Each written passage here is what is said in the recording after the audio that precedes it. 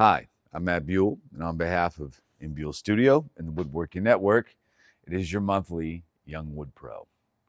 This month was a treat, and as promised, it was a surprise for all you viewers, a special guest. The guest this month was Wyatt Rickles. Wyatt is someone I know personally and has worked with me several times. He lives in a different state, but has come and visited and worked with me, I think, 3 times, as we discussed, and apprenticed with me. Wyatt, he checks all the boxes. He's young. He started out his own wood professional business doing woodwork at the age of, I think, 18 or 19. He has had all the bumps and bruises and life lessons that come along with running a business and being an aspiring woodworker. But on top of all that, he's a dear friend and someone that I just absolutely love, man. So without further ado, here's the monthly chat with Wyatt Rickles and I. There we go. Hey everybody, this is Matt Buell with In Buell Studio, and on behalf of the Woodworking Network, it is your Young Wood Pro monthly interview with a Young Wood Pro. Oh, I should go that way. With me today, it's my guy, Wyatt Rickles. Wyatt is a special surprise because I have worked with him personally. Wyatt has come up, he came up an apprentice with me when my new building was up and running, and it was Wyatt has seen me bleed all over the floor. But also he's come back up and helped me a couple, or at least one more time. Yeah, At least one more, if not twice. Yeah. And in between all that, how old were you the first time you came up and worked with me? I was 17 when you built your shop out and I came up the first Yeah, time. I mean, you were fresh out of high school. Yeah. Fresh. Yeah. And then the month I was 18 when I came up for a month. Yeah, So that's right. God, my little girl was tiny. I remember that. So Wyatt is the personification of what a young pro was when he started working with me and learning some stuff, apprenticing for a little about a month and a half, roughly. yeah. As I remember, I'm getting old. See, I got the grays to match. So and then he went home and kind of, I guess took a pretty decent swing at running his own shop at the age of 18, which is, you got more guts than me, man. That's You don't want to know what I was doing at 18. We can't talk about it.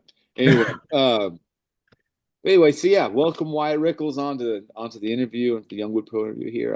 I'm excited about this because I love this guy. Oh, me too. Absolutely. So I'll hit you with the hard question off the bat, and feel free to embarrass me. I don't care. What was it like having to work with me? Because I'm so weird. I was 17 at first, then 18, and I've kind of just always taken things in stride no matter what age I was. So I had a good time. It was fun. You were, it was a unique experience in the best way possible. But it was a good time. I saw a different, I saw somebody I'd never seen, somebody that unlike anybody I've ever been around, and it was a good time. So, Yeah, I remember, wasn't there a day you were listening to some music? I'm like, turn it off. oh yeah, I had some old 70s soft rock going, and you were not happy with I me. was like, what are we doing here? We're here to get it. No, I heard that from a guy. Corbin Clay told me that. I met him. We were griping about when we had help, and he was talking about he had helpers in, and they wanted to like play like folk tunes and really sand and take their time. And he walked in and heard that one day. He just turned it off. He put on some Jay-Z. He goes, I don't know what you guys are doing. We're here to make money. Yeah. Get to work. Let's go. Let's go. Every I woodworker don't have time to make here, love to the work piece. Like, yeah. Everybody here that I know is a hippie that does woodworking. And so yeah. that's, that was a new attitude when I got out of your shop. Well, I'm glad. I mean, because you want to make money. Like, you got to go. Yeah. Oh yeah. You have time to. I mean, the luxury stuff is for side projects, maybe once a year, and I get time. Oh yeah. So, what'd you learn? Did you learn anything cool here? And tell the truth. If you learned nothing, say it to my face. No, I think some of the biggest things I learned was along the lines of design principles. I saw a lot of first principles design coming out of your shop when I was up there. And that was one of the most beneficial things I learned. I came out of there drawing furniture that had moved from the kind of hyper traditional woodworking magazine type stuff that I had seen at first into more of the mid-century, but also very easily built because you design furniture around how can I construct this and can I make money off of it, which is a very important question. If you're going to be doing this as a business, you have to make money off of it. And so I came from the 100-piece chair, all that kind of stuff to the 5-piece chair with dominoes that, 50-year-old woodworker in his backyard shed might sneeze at, but you can make money doing it and people will pay good money for it. For me, the design is more fun than the woodworking. And so to come out of that knowing I had another tool in my toolbox to do what I love was a big deal for me. Mhm. And that the guy in his shed might sneeze at it, but I'll tell you right now, the dominoes they hold. Like Yeah, that's it the did. beauty of that too is you can build a chair that actually lasts. Like it's not Yeah, chintzy and cheap. absolutely. That's a cool answer. I didn't expect that. And by the way, everybody watching, I did not send questions to him. He had no, right? Frankly, I didn't even know what question I was asking until about 15 minutes ago. Okay, cool. So that's a good thing you learned about just because a lot of the stuff I do, I really try and be mindful of the build as I'm drawing it because designing furniture and doing customs and stuff like that for people like I've been doing for a long time, there's a lot of things that come with it that are really difficult. And so I recognized early on that I needed to get as many wins as I could where I could get them in the process. And that usually was like, okay, I can design this with how I build in mind and with efficiency and process. Yeah. He learned it. None of the little things, nothing cool, nothing weird. I think the coolest little thing I learned was when you do glue ups for tabletop sideboards, that kind of thing, you know, a lot of times guys, even for a sideboard or a smaller piece of furniture with a 15-inch wide or 12-inch wide top, will do long grain to long grain, and you do thin strips of face grain to face grain, and that was something I'd never seen before. Nice. Yeah. Yeah, and so you get more out of your material, and it's a much more stable glue up and build because it's not going to warp in the direction that causes that top to cup over time. And so that was one of the biggest things I got from there was just a very simple wood direction trick that I don't see a lot of guys do, even for furniture pieces like that. It's not, it doesn't fit into the classical construct of what people think it's supposed to be, but clients don't. And I think it depends on the kind of lumber too. You know what I Yeah. mean? If it's like spalting or if there's like a flame, there's flames in a maple or if you're using some like more, I don't know, decorative, like burling walnut, so like that. Yeah, that's a waste to Yeah. basically that's okay. But when you're getting into some of the more common stuff like white oak and maple, even cherry, some of it's pretty. But Yeah. it's like, what's the difference? Just build a better product. Yeah. No, and then of course a lot of your templating as well. I was a very, very one-off guy when I came into your shop and quickly learned the value of templates and router guides and building your processes around repeatability Mhm. for pieces you intended to make more than once, and not just freewheeling it and getting bogged down on making individual parts. Yep. And a good template, I'm sure we covered this, but if you make a good template once, it actually makes making other templates faster too. Because Yes. templates can begat templates. Yep. And I've learned that many times. Like just take your that's the one place where I'll take my time. Like I don't rush that. I'm not Yeah. it's not a hurry up. It's like no, nail this once Yeah. because it's gonna be a lot more time efficient. Cool. So. All right. So what was it like? I mean, what you were a young wood pro, did like, anything that helped you when you were starting out? Was there, you know, because that was your classical schooling for the most part. Yeah, it was. No, I mean, it helped a lot because I'd only really been in one school of thought beforehand, and frankly was largely self-taught, which has its pros and cons, and that helped alleviate a lot of the cons of being self-taught. I got in there and got to see this is somebody who's been doing it for a decade. This is how they do things, and there's a lot of things I can do better than what I was doing. And so I took a lot of that home and designed and built pieces around those principles I've learned. And like my brother's got one that I built several years ago that's a sideboard, very similar to things you make, and it's just being able to, especially as a young guy, of course, thought he knew everything at that point in time, to be able to come into an environment and You're a learn that pretty I humble didn't. kid, To come in that environment and see like, okay, for as much as I've tried to teach myself, I don't know everything, and there's still a world of things to learn. That was very eye-opening, even at that point in my career. So Now, you know what? I still try and stay in that mindset too. I mean, it's like I say over and over, woodworking is jazz. Like, I mean, Miles Davis played the trumpet, and he still never felt like he like learned everything.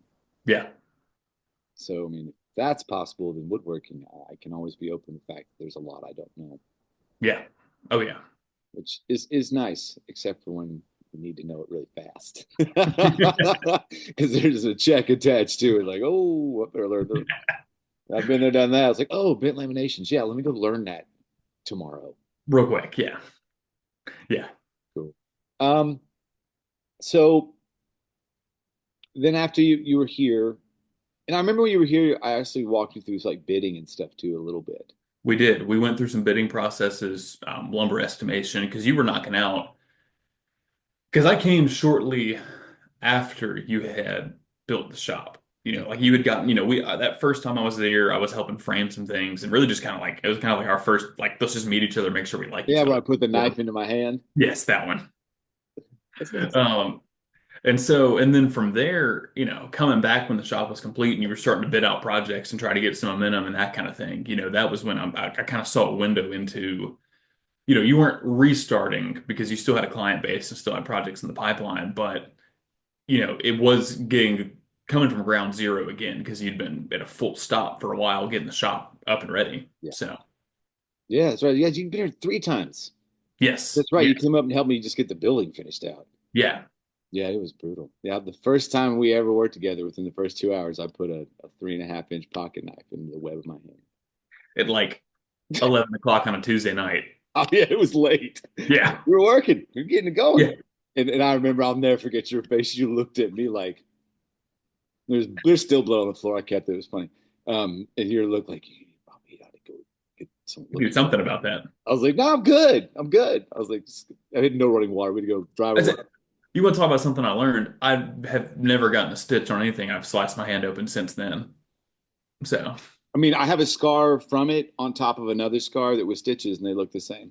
Oh. yeah. But I'll never forget your face when 30 minutes later, I just ran over, poured some peroxide on it, and Band-Aid, and then just used equine wrap so that I could go back to work. 30 Yep. minutes later, I was running a hammer drill into the Right. concrete. You were looking at me like, All right. Here we go. like, giddy up. Yep. Yeah. So let's talk about after you went back and you kind of opened up your own shop, which is a really gutsy endeavor at the age of 18.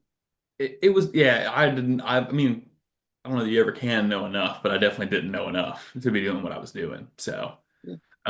what You know I more than most came, people your age. Now you do. yes, yes. No, so I was there in fall of 19. And so I got back to Birmingham and started getting some momentum going late fall into spring of 20. And of course, the economy slowed down a little bit when COVID came through Sure. and had a very huge impact on lumber prices, especially at that point in time. And so rolling from, They've never returned back. no, they haven't. I'm not very surprised if they do. But, so when I got back from your shop, I did two things. I kept up a lot of the furniture making on the side on my own, because that's what I've always loved more. And then because of the Birmingham market I was in, I made a practical decision, and whether it was good or bad, I don't know. But I started taking on some more general work, and so the project I was immediately working on when I got back from your shop was a framing project that was just something I took and to kind of keep some cash flow going. And then from there, booked a lot more cabinetry projects. And so um, I would say the most serious point of my business was from late 20 through spring of 22.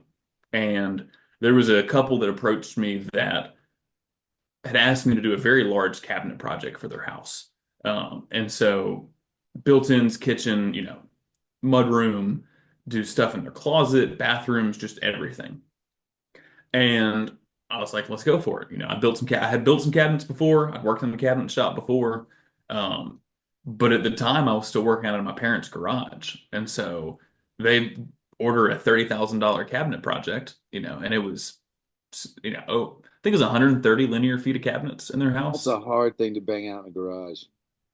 So I ended up, I started that project officially in March of 21. And then from there, rolled into a shop space in the summer of 21. And the project was originally supposed to be done. And it's ironic how this worked out. This couple approached me in December of 20, I believe. December 20, I started the project in 21. This project was the first multi $10,000 project I'd ever taken on.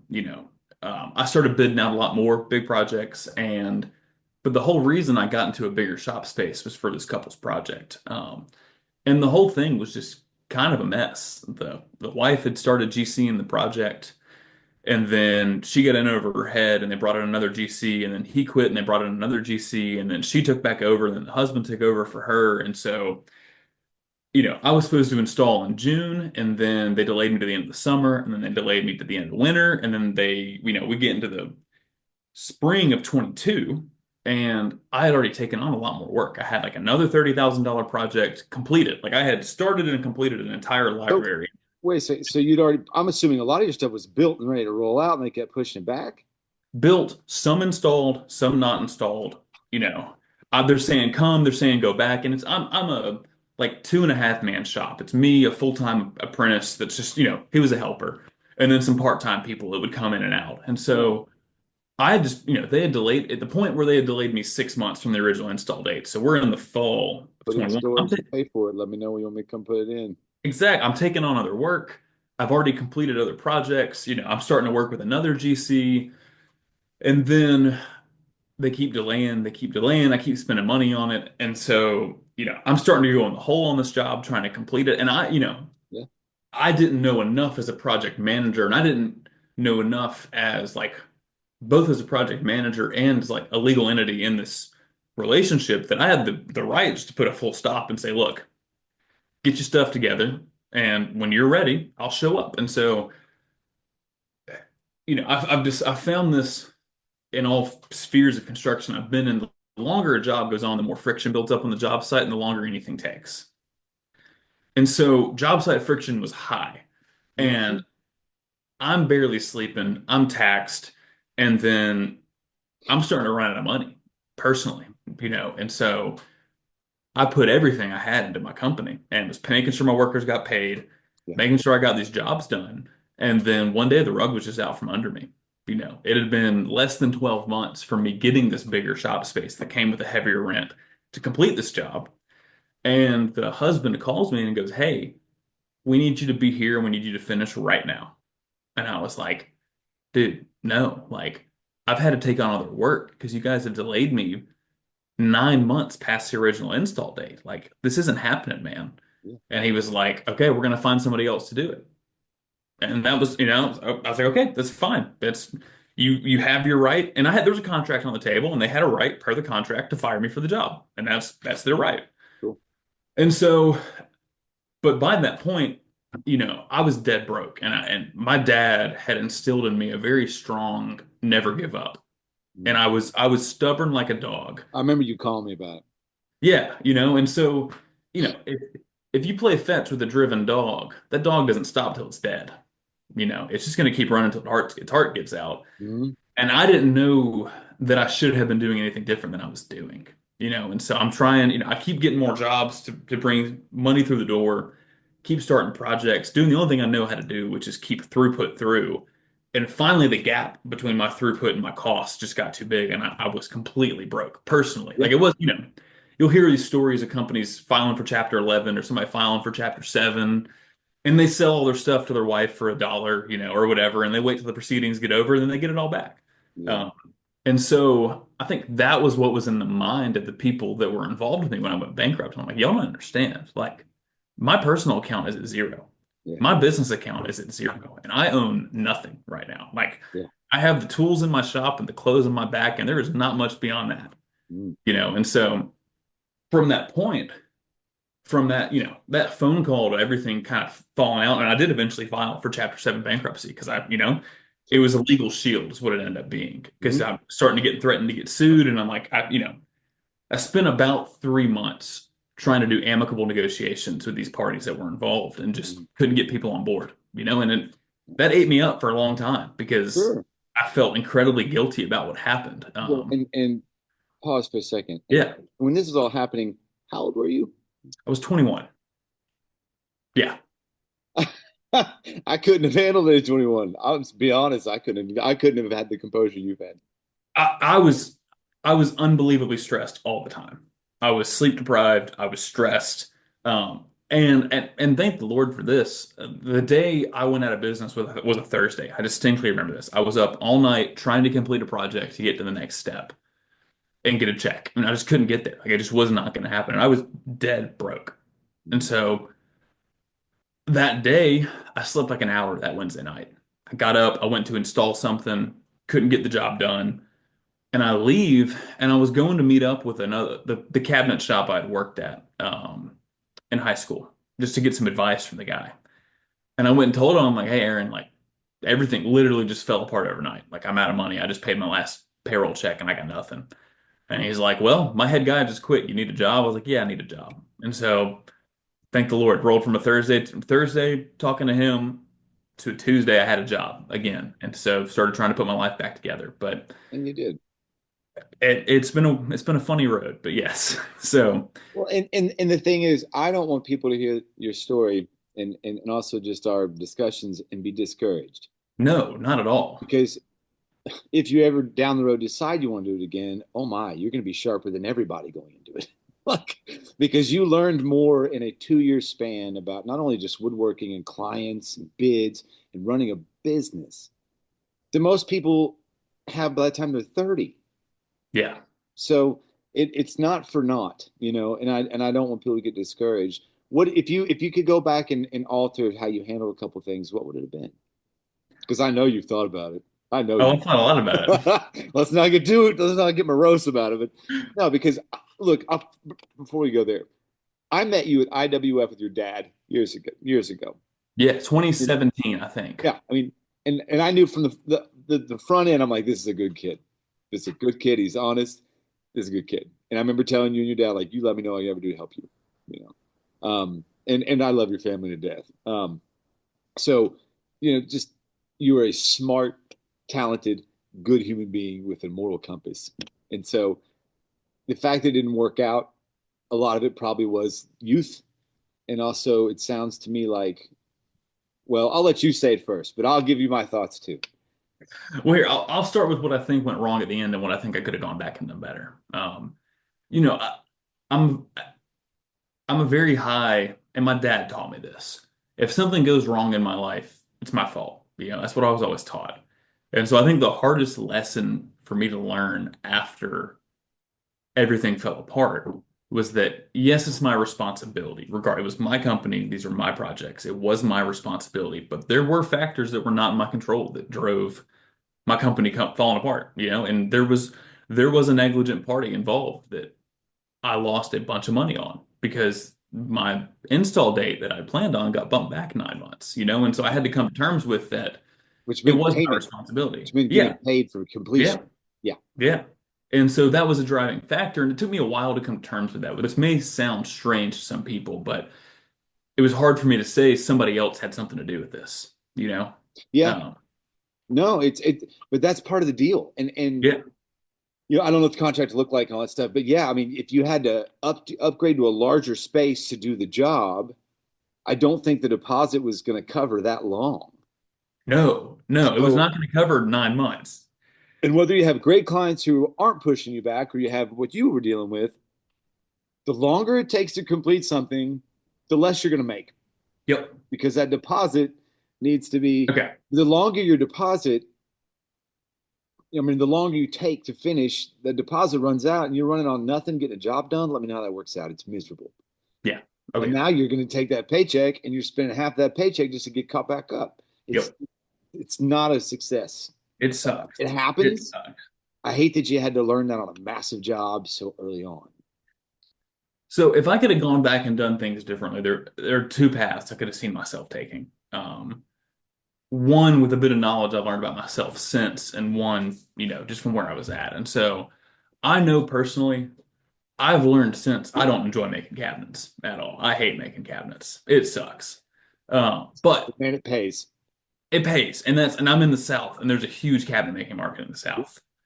And so if I were to go back and do it again in the South, if I didn't hate cabinets, I would have started much smaller, and I probably would have gone to work for another shop for about 5 years and just started when I was 15, and I still could have started a business by 20 or 21, and I would have had the knowledge and the experience to make it work. And then would have started in my parents' garage doing bathroom vanities, and learned how to run Facebook ads as a young guy for and I spend $10 a day on Facebook ads, and I could have gotten, 10 vanities a month and knocked it out, and then from there it's like, okay, I've got substantial cash flow for 6 to 12 months.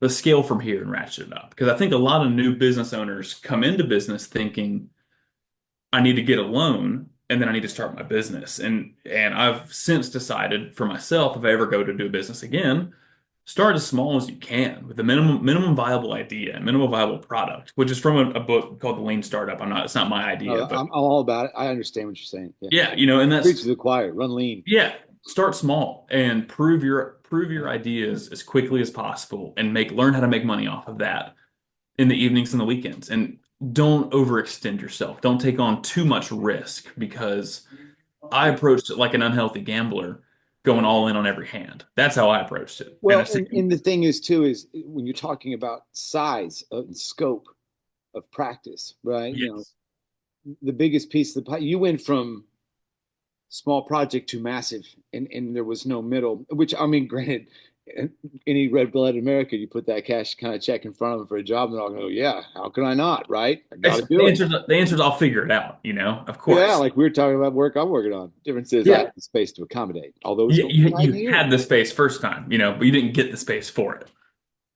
Right. But and that's the thing. And my first shop was teeny too. I get Yeah, it. So that's a lot of it, just biting off yeah, manageable size.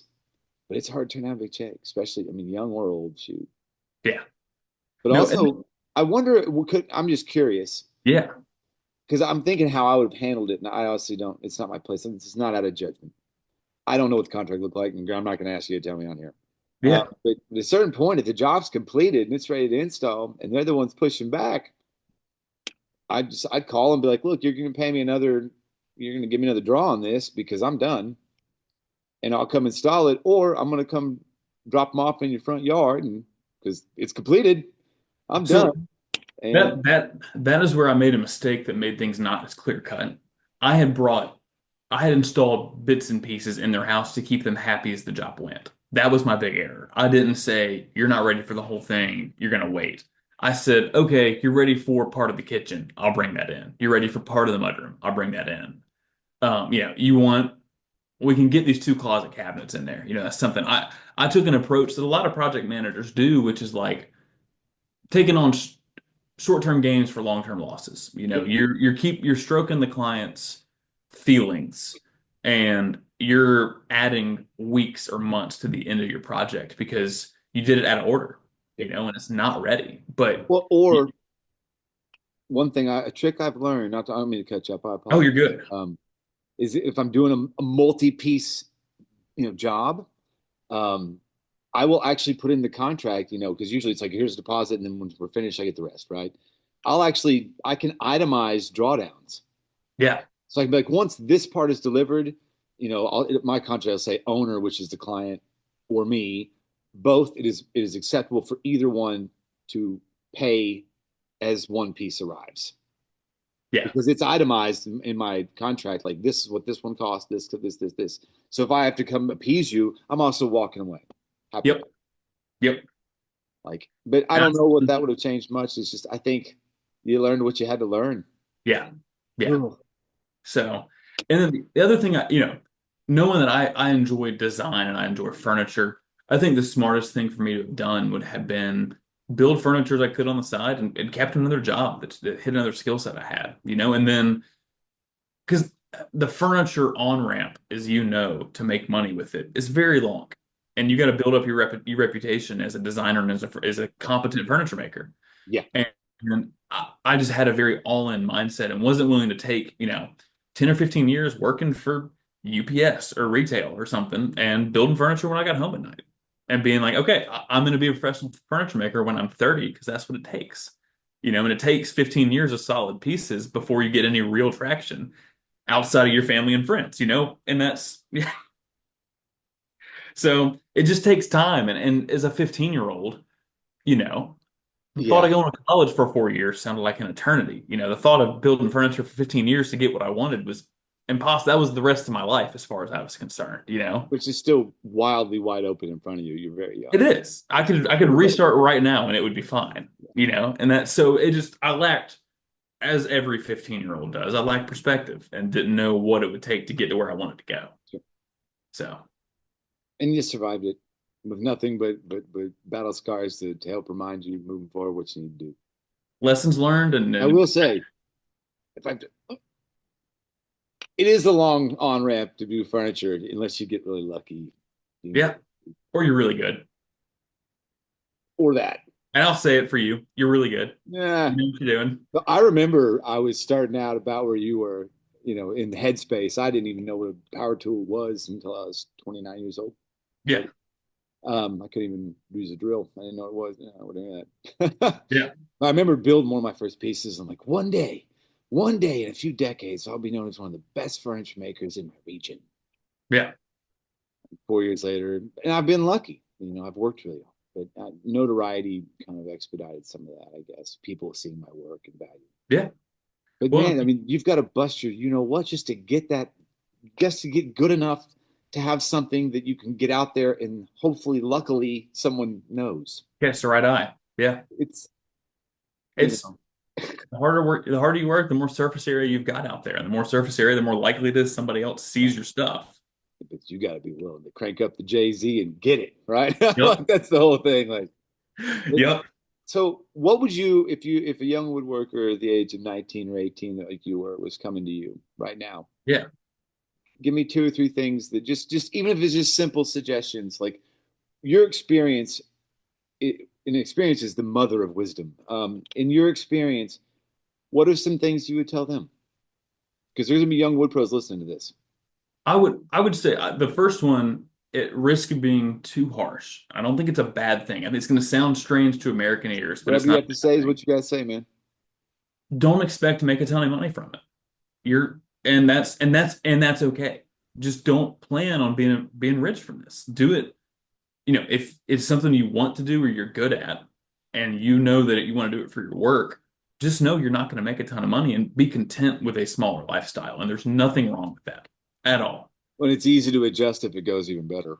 Yeah, it is. Exactly. And it's like, there's nothing, don't attach status to the money. Status is what drives a lot of people to make a lot of money or try to make a lot of money. And if you want to do woodworking, approach it in such a way that you're comfortable with. Be realistic about how much money you're going to make and be comfortable with that. Would be the first thing I would say. I love it. The second thing I would say is for young guys that want to do this as a professional, find really good businessmen to look up to.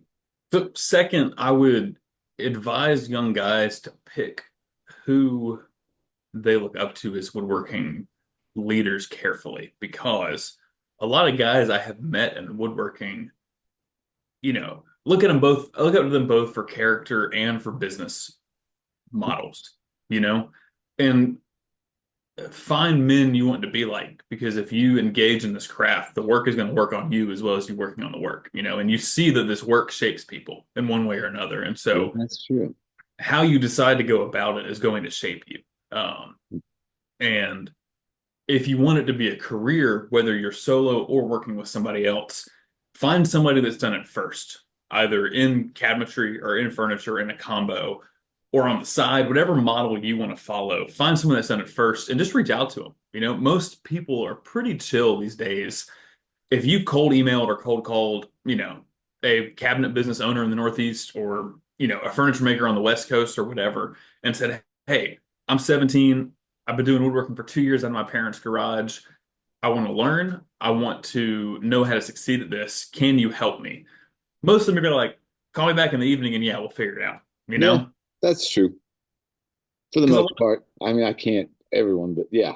Not everyone, but if you're normal and chill and they can tell you're a young dude that wants to succeed and means it, they'll invest a little bit. And then if you really do something with that, they might invest more. And that's, of course, going to be their prerogative. But especially with how few young guys are in this trade, you know, that's your commodities, young man. That's your value is that you have an interest in this if you're serious at it, because there's not that many of you. And so if you mean it and you're good and you're willing to be coachable and learn, that's going to be a lot. That's going to help a lot. Is your marketability as a potential apprentice or, phone call trainee or whatever. That's what's going to help you. Coachable. That's a big one. I mean, that's like in sports or any other line of work. Like there's certain intangibles that just Yeah. they're famous intangibles that people desire for a reason. Yeah. Someone just listens, is coachable, and is consistent, shows up, and is honest. Yeah. Yeah. My Lord, I was the last guy I interviewed. We were talking about, we were both. He's doing really well. He's young wood pro, but he's in his 30s. When he won, Okay. he's now in his mid 30s. Yeah. But we both kind of got to a point where we just kind of giggled. It's like, it's not hard. Just be professional. Like, look, be a professional. Like, be a pro. Well, it's like I'm in sales, and it's like the best thing you can do is just be a normal human being and talk to people and know your stuff. Honest, That's real, and relatable. Yep. there's nothing complicated about it. Um, and then third for young guys, balance risk and balance succeedability. If you don't take any risk, you're never going to get anywhere. If you take too big of a risk, you're going to be broke at 21. So and balance it and find ways to increase your upside and decrease your downside. Be the best advice I can give. And it's not like school. You can rig the game a little bit. You can find the right partners. You can take the right steps. You can get the right mentors. And you can rig the game for success. This isn't a test where you're getting a 99 out of 100. This is life, and you decide what a successful metric is for you, and you rig the game to get there as quickly and as closely as possible. And that might be 5 years, it might be 10, it might be 20, but you decide where the end point is. So, not wrong. Yeah, and I think these are all good suggestions. Your first one talking about just be honest with yourself that that we're not pursuing this to become business moguls because we really love building. That's the truth. And the furniture route is hard. It's hard. You have to build some trust with people. Cabinets are easier too because they go into people's mortgages. Yeah. I mean, that's the truth of the matter is not many people are riding the 12-seater dining table into the mortgage. No. Like when they're building a house, Yeah. But the cabinets are part of it. So it's just going to be a more steady business. It's an easier sell. Because because people aren't paying out of pocket. No. It's an extra, $100 a month on their refi. So yeah, not $20,000 now, please. Yeah. So and you reduce the total number of people you can sell to if you're asking for a $12,000 check right off the bat. Yep. So that's a good point. It's good thinking. Well, and here's another thing: the beauty of why I like that you had the backbone to give it a shot at a younger age. Because I was thinking when I first started out, one of the main reasons I was okay with it, and I was 30, which failing at 30 and failing at 21 they come with some different things, Different social consequences, yeah. Yeah. But at that point in my life, I was not married and I was not a parent. And so I knew if I took the big risk and I fell on my face, the only person that was really going to have any effects on was me. Yep. And so I knew, I'm like, well, don't know if the other things will ever happen or not, but there was a time now. Yeah. And I went for it. And everyone told me I was playing crazy. And you got less to lose. And that if you're, when the time to take risks is when you're young. I was very, very grateful that I did not lose everything. Don't have a lot of other people counting on you. Exactly. I didn't lose everything when I was 42 and had 3 kids and a wife and a mortgage. I lost everything when I was 21. I still lived at my parents' house and I had no vehicle payment or anything, And so people did get hurt on the way out, and that sucked. And that's something I gotta live with that happened. But I had no dependence in that sense. That doesn't make the sting of what happened to other people's bottom lines any better, but it does, I didn't take my family down with me. I didn't get, my wife didn't divorce me, anything like that. But on the flip side, there is a cost to success. Yeah. You know, I know the first 2 or 3 years I logged. Oh my God. Yep. I surpassed the 10,000 hours, marker that people judge by 2 years, maybe Yeah. 2.5. Like, I didn't sleep for years, you know. well, I have rules about sleeping woodworking. You gotta have 5 hours minimum. You know And that. well, You oh know yeah, that rule. I walked in first oh day. yeah, I'm like, here are the rules. yep, oh yeah. Well, and I said I do really rough on less than 8, and so for how I'm wired, Yeah. I was on less than 8 for several years, and it was not good. So, Yeah, no, it's not good. You got to listen to your body and know what you need, man. yep, But the cost of success can be just as great as what you call failure. I don't call it failure because to me that sounds like finality, and it's not. yeah, no, and I can agree with that. Absolutely, it was a lot of Your lessons. life's a 30 chapter book. You're on like chapter what? I don't know. 5, I'm not past the halfway mark. I can tell you that. 10? Like, yeah, Yeah, man. Like, nah, that failure is not a failure. It's just I'm saving things. That's just a little bitty speed bump that will probably launch you in the direction you need to go. Lord willing, I hope so. So it's been good. Success can come with a price too. I know a lot of people, in order to be great at something, you have to dig. And Yep. that requires a lot of time and a lot of energy. So, there's times where I'm having to go really hard, and I know when I get home, I'm probably not as present, or Yeah. I'm not getting home until everyone's already asleep. Yeah. The older I get, and because I've been fortunate to have some success, is that I don't have to go like that as often as I used to. I can usually just do my regular hours, and everything's okay. Yeah. And when it's real bad, I just call Wyatt and beg him to come help. Man, I really appreciate your time and your honesty. I felt like it was a good thing to talk to you about this because I know you and how much Yeah. you would rather put something out there, even if it's kind of not the funnest thing to talk about, because it might help somebody else. Yeah. No. I'd rather dudes that are 15, 16, 17, hear the downside and learn from it to find a way to the upside. Yeah. That's if I can put that if this helps one dude, I'll be happy. So Well, I feel bad too. I'm more like maybe when you're up here apprenticing that second time, I should just kept you here long. But you want to get back, and you get a girlfriend at the time. I did. No, Like, and I I need to get was back to Alabama. I'm like, all right. But no, I thought about that. Like, if I could have kept you around for maybe a year or two. yeah. No, I can't change what was, but I know it was a formative experience being there with you. So Perfect. We can't get better than that. We'll end the interview right there. Yeah, yeah, yeah. It gets a little weird in here, man. We gotta get it. I like you. I always have a Yeah. good time with you. I think the funniest part was I remember one time you were up here, and it was during that time in the middle of your stay here. I was like, "Hey, I gotta run to Chicago real quick and meet with a hardware company. I'll be right back." Yeah. Cool. Me and the Like, dogs and the property, it wasn't a problem. yeah, I gave you a list of stuff. I'm like, "See you in a couple days." Yep. Worked out just fine. No, it worked out really great. That hardware was. Yep. Well, I'm not going to do too much of your day, but Hey, I I appreciate you, Matt. really appreciate your time, Mr. Wyatt. Ladies and gentlemen, Appreciate you. Mr. Wyatt Rickles. See you, Matt. Thank you. Well, I hope you enjoyed our chat. I feel like there was a lot of really good insight from Wyatt on his experience for you young wood pros out there. As I told you years ago when we started this out, learn from my mistakes so that you don't have to make them. And that was the goal of including interviews this year, was to get the perspective and experiences, mistakes, and successes of others. I think Wyatt is a brave guy.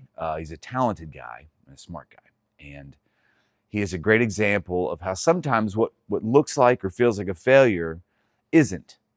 It's not the last chapter. It's just kind of, it's a stopping point to reflect and look about how we could go about it differently if and when we decide to jump in and do it again. I feel like Wyatt's insights are extremely valuable. So I do hope any of you young wood pros, that are keeping an eye on things and listening and learning from these little monthly expos, really takes heed in some of the suggestions from Wyatt. So for any of you young wood pros who've been watching and listening to these interviews, I really want you to take Wyatt's words seriously. He's been there, he's done that, and he's done it at the exact age and demographic that we're talking about. And I really hope that you can treasure some of his perspective the way I do. Anyway, I appreciate your time. Thanks for tuning in, and see you next month.